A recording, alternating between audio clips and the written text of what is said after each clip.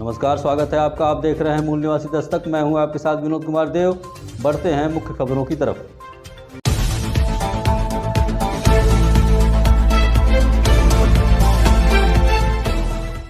नमस्कार साथियों, हमारे सामने कुछ कार्यकर्ता हैं राष्ट्रीय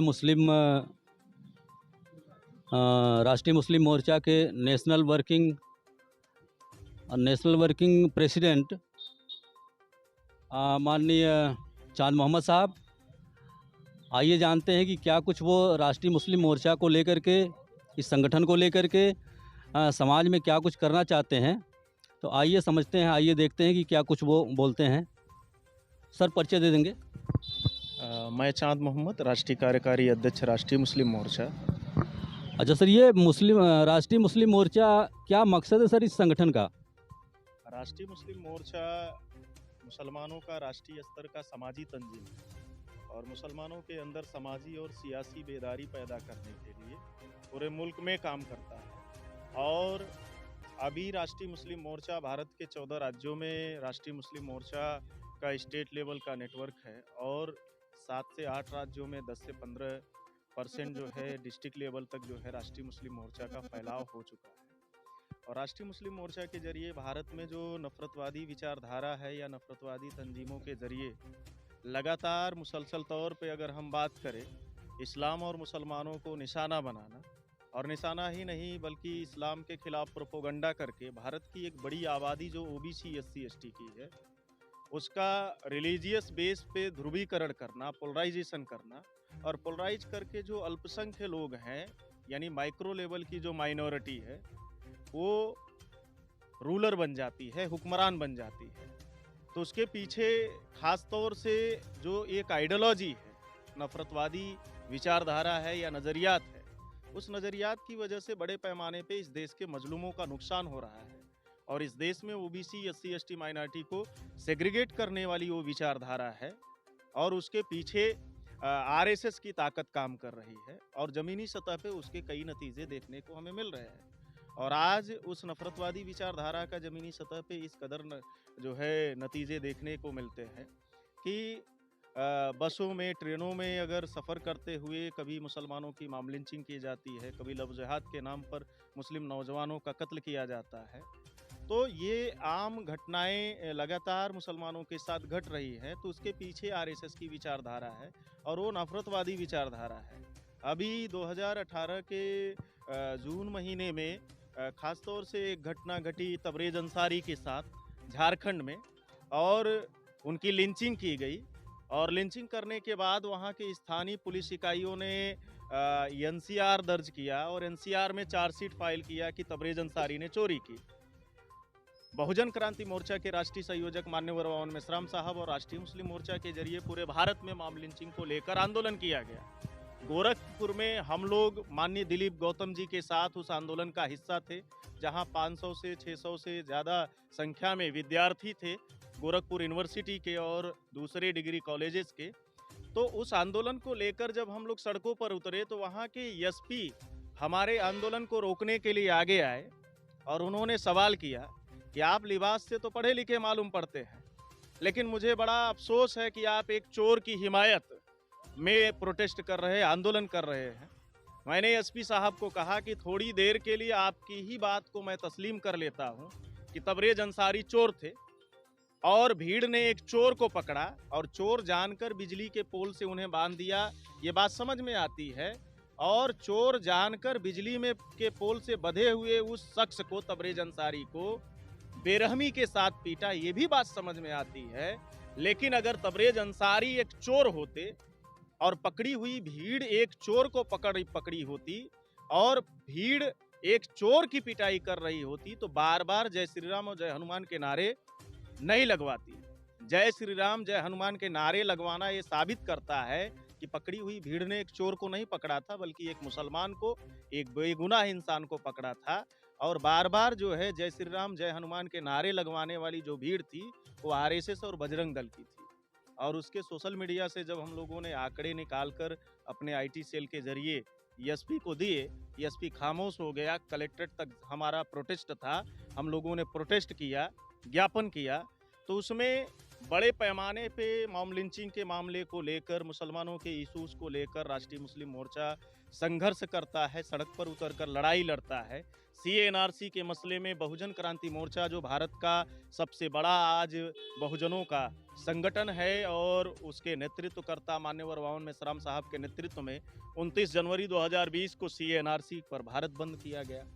तो राष्ट्रीय मुस्लिम मोर्चा भारत में जो ओबीसी, एससी, एसटी की यानी मजलूमों की तंजीमें हैं और समाजी तंजीमें हैं, उनके साथ मिलजुल कर जमीनी सतह पे काम कर रहा है। और आरएसएस की विचारधारा की वजह से जो आपसी इख्तलाफ और दूरियां पैदा की जा रही हैं, उस दूरियों को ख़त्म करना, और इस्लाम और मुसलमानों को लेकर जो गलतफहमियां आरएसएस की विचारधारा की वजह से ओबीसी, एससी, एसटी के दिलों और दिमाग में, जहन में डाली गई, उसको दूर करने के लिए राष्ट्रीय मुस्लिम मोर्चा भारत की वामसेप, भारत मुक्ति मोर्चा और बहुजन क्रांति मोर्चा जैसी तंजीमों के साथ मिलकर जमीनी सतह पे काम कर रहा है।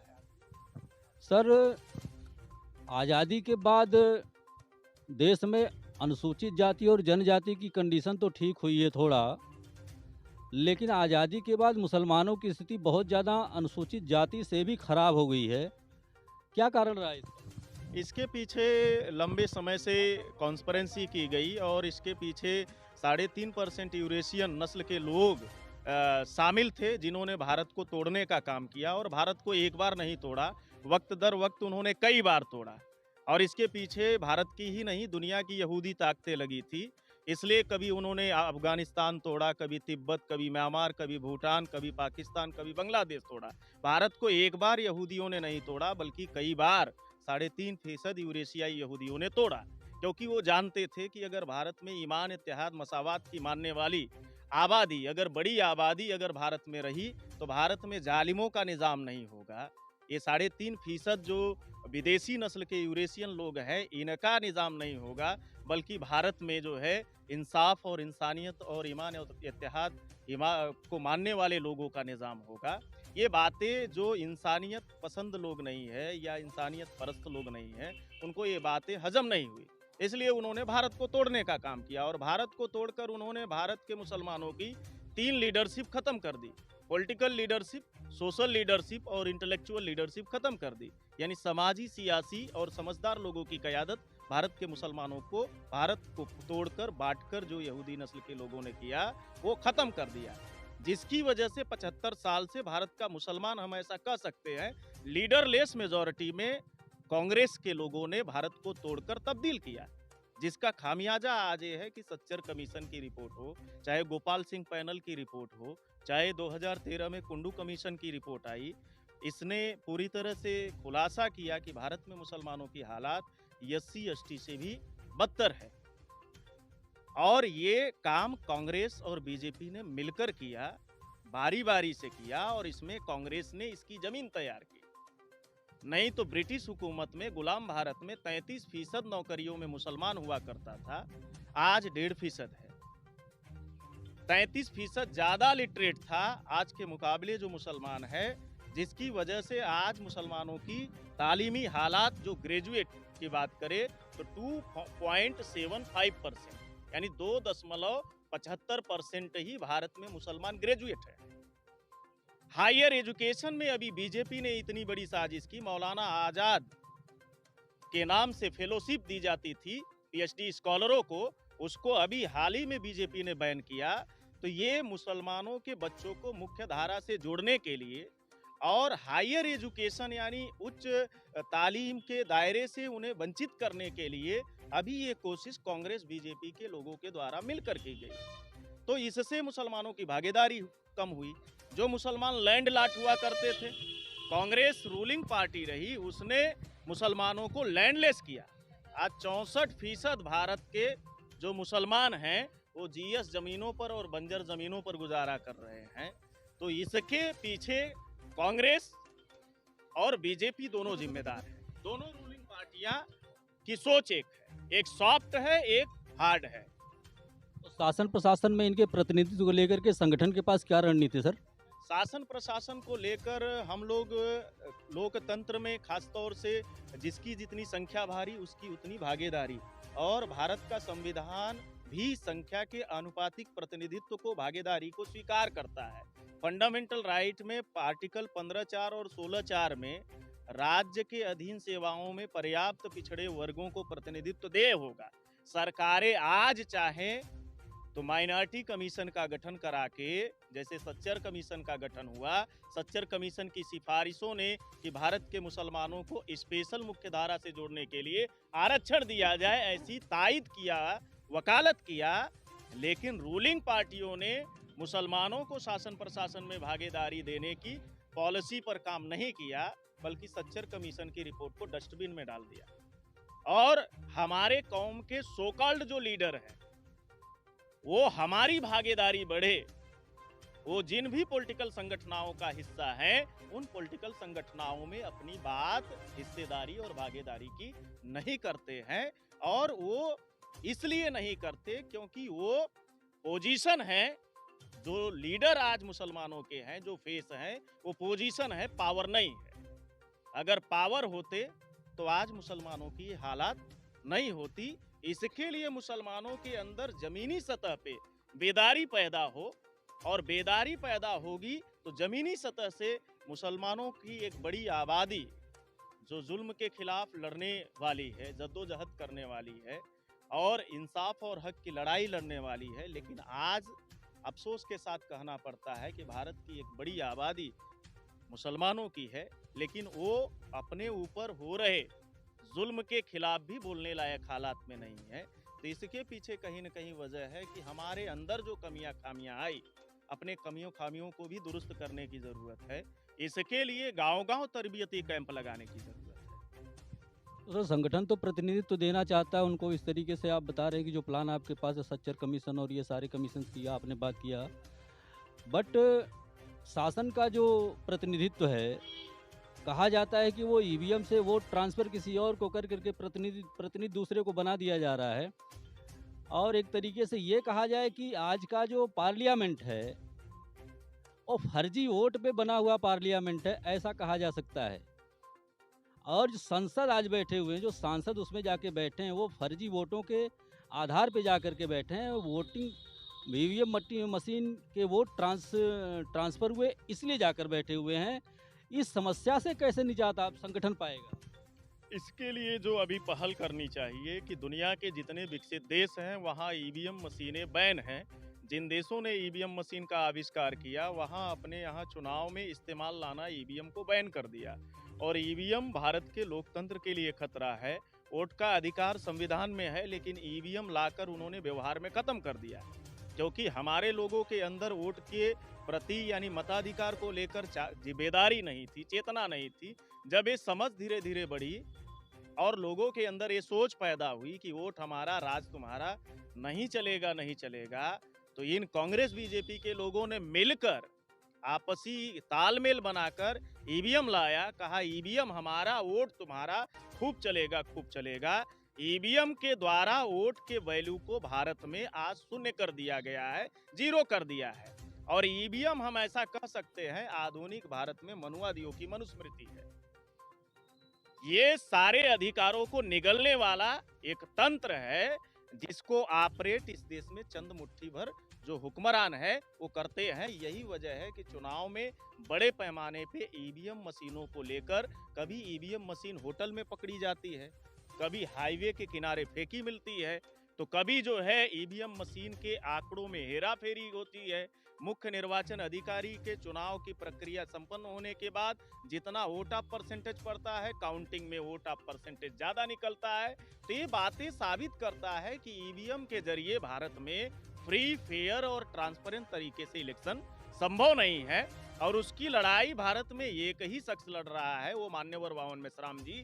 आज वीवीपीएटी मशीन लगी, यानी पहले लोग बटन दबाते थे, पी की आवाज आती थी, वोट किधर गया ये लोगों को पता तक नहीं चलता था। लेकिन पेपर ट्रेल मशीन, बामसेफ के राष्ट्रीय अध्यक्ष वामन मेश्राम जी ने सुप्रीम कोर्ट में लड़ाई लड़ी, और लड़ाई लड़ने के बाद उनकी केस में जजमेंट दिया गया, जिसकी वजह से आज पेपर ट्रेल मशीन लगी। लेकिन पेपर ट्रेल मशीन से भी 100% फ्री, फेयर और ट्रांसपेरेंट इलेक्शन संभव नहीं है। इसलिए हम लोग चाहते हैं कि बैलेट पेपर से ही इलेक्शन हो, क्योंकि फिजिकल वेरिफिकेशन करना बैलेट पेपर से आसान होता है। ईवीएम में वोट दिया लेकिन रिकाउंटिंग की व्यवस्था नहीं हुई। तो इसलिए अभी दुनिया के दूसरे देशों में भी आंदोलन चल रहा है। ब्राजील में ईवीएम को लेकर वहां की जनता सड़कों में है।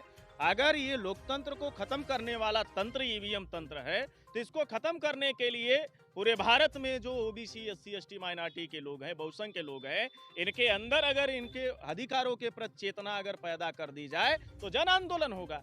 जन आंदोलन से ईवीएम ही नहीं, इस देश के सत्ता पर चंद मुट्ठी भर लोग जो सदियों से काबिज हैं, उनकी भी व्यवस्था को खत्म किया जा सकता है।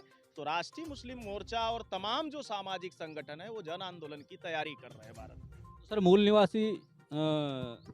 निवासी मुस्लिम समाज की समस्याओं के बारे में, उनके निराकरण के बारे में और कुछ कहना चाहेंगे सर आप? अभी मैं इतना ही अपील करना चाहूँगा कि मुसलमानों के अंदर खासतौर से सबसे बड़ा जो घोटाला हुआ वो तारीख का घोटाला हुआ। मुसलमानों के बुजुर्गों की एक गोल्डन हिस्ट्री भारत की सरजमी के साथ जुड़ी हुई है और आज भी जो है हमारी कौम के लोग सबसे ज़्यादा मजलूमों की खिदमत के लिए अलग अलग हिस्सों में कोशिश करते हैं, जद्दोजहद करते हैं, क्योंकि ये उन पर फर्ज है और वो लगातार कोशिश कर रहे हैं, जद्दोजहद कर रहे हैं। लेकिन उनके इतिहास के साथ सबसे बड़ा घोटाला किया गया। जैसे हजरत टीपू सुल्तान रहमतुल्लाह अलैह मैसूर रियासत के सुल्तान थे, उनके बगल में त्रावणकोर रियासत थी। अंग्रेजों के खिलाफ लड़ाई लड़ते लड़ते जंगे आज़ादी में शहीद हुए। कर्नाटका में बीजेपी की सरकार है, अभी उन्हें सिलेबस से बाहर किया, उन्हें इतिहास के पन्नों से बाहर कर दिया। ऐसा क्यों किया? क्या अंग्रेजों के खिलाफ लड़ाई लड़ते लड़ते जंगे आज़ादी में शहीद हुए इसलिए बाहर किया? नहीं, इसके पहले जिस व्यवस्था के खिलाफ उन्होंने तलवार उठाई, उसकी वजह से उन्हें इतिहास के पन्नों से बीजेपी और आरएसएस के लोगों ने गायब किया। वो कौन सी व्यवस्था थी? त्रावणकोर रियासत के जो राजा थे वो ब्राह्मण थे और उनकी रियासत में महिलाओं को तन ढकने का भी हक हासिल नहीं था। जब इस बात की जानकारी मिली तो उस रियासत में माँ बहनों की इज्जत और आबरू की हिफाजत के लिए हजरत टीपू सुल्तान रहमतुल्लाह ने चढ़ाई की और 800 लोगों का सर कलम कर दिया, जिसकी वजह से जो औरतों की इज्जत और संस्कृति के साथ खिलवाड़ करने वाले थे, उनकी तहजीब के साथ खिलवाड़ करने वाले थे, ऐसे लोगों के खिलाफ उन्होंने लड़ाई लड़ी, इसलिए उनको सिलेबस से बाहर किया।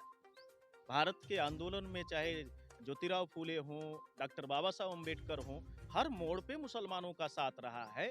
ये बात अगर आज सामाजिक संगठनों के जरिए, बामसेफ के जरिए, बहुजन क्रांति मोर्चा के जरिए, भारतीय विद्यार्थी मोर्चा के लोगों के जरिए, भारत मुक्ति मोर्चा के लोगों के जरिए ले जाई जा रही है, तब आप जैसे लोग ये सफर में खड़े हैं, ये मौर्य जी हैं, ये दिलीप गौतम जी हैं, ये लोग आज नेतृत्व कर रहे हैं। ये बातें क्यों समझ में आई इनको? ये तरबियती कैंप की वजह से समझ में आई कि हमारा कौन दोस्त है और कौन दुश्मन है।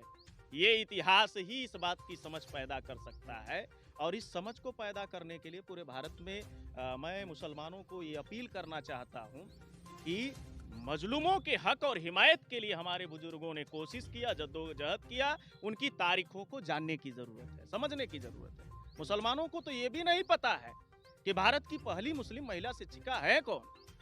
मैंने बहुत सारे बड़े बड़े अपने मरकजों में जाकर ये बातें पूछी, बड़े बड़े आलिम दीन से पूछी, उनके जुबान पर चुप्पी यानी खामोशी छा गई।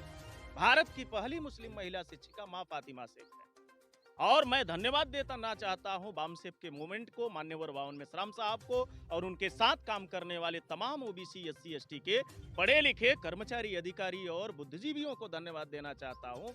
इनकी लगातार जो जागृति फैलाई गई इनके जरिए 9 जनवरी 2022 को गूगल ने डूडल बनाकर पूरे दुनिया के लोगों को बता दिया कि भारत में पैदा हुई माँ फातिमा शेख भारत की पहली मुस्लिम महिला शिक्षिका है। लेकिन मुस्लिम नौजवानों को पूछ लो, बुद्धिजीवियों को पूछ लो, पता ही नहीं है। तो आज हम मुसलमानों को अपील करते हैं कि हमें अपने तारीख को जानने की जरूरत है।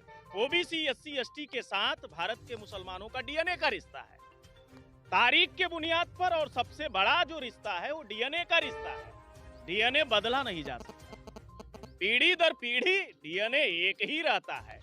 लोग कहते हैं आत्मा अजर अमर है, आत्मा अजर अमर नहीं है, डीएनए अमर है, पीढ़ी दर पीढ़ी ट्रांसफर होता है। तो डीएनए के आधार पे भारत का मुसलमान मूल निवासी मुसलमान है और ओबीसी, एससी, एसटी, माइनॉरिटी के साथ ओबीसी एससी एसटी के साथ भारत के मुसलमानों का डीएनए 100% मिलता है। तो भारत में एससी एसटी ओबीसी माइनॉरिटी के लोग मूल्यवासी हैं। ये मूल्यवासी नाम की गोली जिस दिन भारत के ओबीसी एससी एसटी माइनॉरिटी के लोग तस्लीम कर ले, स्वीकार कर ले, उसी दिन भारत में जो ये खड़ी व्यवस्था है वो आड़ी हो जाएगी, यानी जो गैर बराबरी की व्यवस्था है वो बराबरी में तब्दील हो जाएगी। इसके लिए पूरे भारत में सभी ओबीसी एससी एसटी माइनॉरिटी के बुद्धिजीवियों को मिलजुल कर जमीनी सतह पे काम करने की जरूरत है और ऐसा करेंगे, मैं ऐसी अपील करता हूँ। ओके सर, धन्यवाद। समाज से जुड़ी प्रत्येक खबर पर नजर रखने के लिए बने रहिए हमारे साथ। चैनल को सब्सक्राइब, लाइक एंड शेयर करें। धन्यवाद।